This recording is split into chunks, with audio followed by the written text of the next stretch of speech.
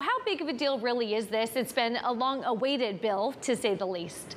Yeah, this has been in the works since about as long as we've known each other, a little over a year here, and it's gone through so many names, I don't even know what to call it. So we'll just say the CHIP Act for the benefit of this conversation. You know, what's news here is the fact that it's happening along with this reconciliation, climate and health and tax bill that we've been talking about, because a couple of weeks ago, people thought neither were going to happen.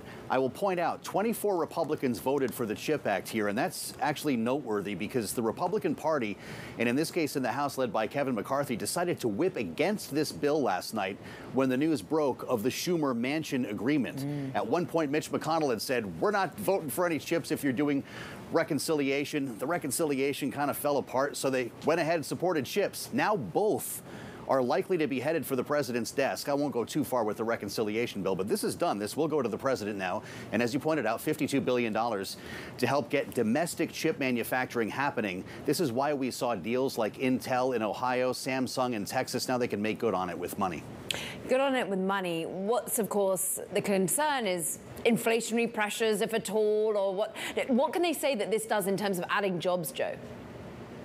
Well, in terms of jobs, they point to that Intel agreement. I think it's 10,000 jobs eventually in Ohio at what will be a massive campus, a massive foundry. And the Samsung plant in Texas will be, I believe, one of the biggest, if not the biggest, in the country here. But this is going to take time. I think this is where you're going. This will potentially bring down inflation by loosening the supply chain, getting more chips in the mix here, and it will help our national security by not having to rely on other countries to make computer chips. But we're talking about a long-term investment. It takes years to build a foundry. And even when Janet Yellen was asked today in her news conference what this will mean for inflation, she was not able to quantify it. So interesting, Joe. I mean, if you're thinking about that long-term investment, it's a lot of money at play here. What's going to be the scuttle in terms of starting to dole that money out? You had mentioned it will take a lot of time here. Is there any politicism about where it goes?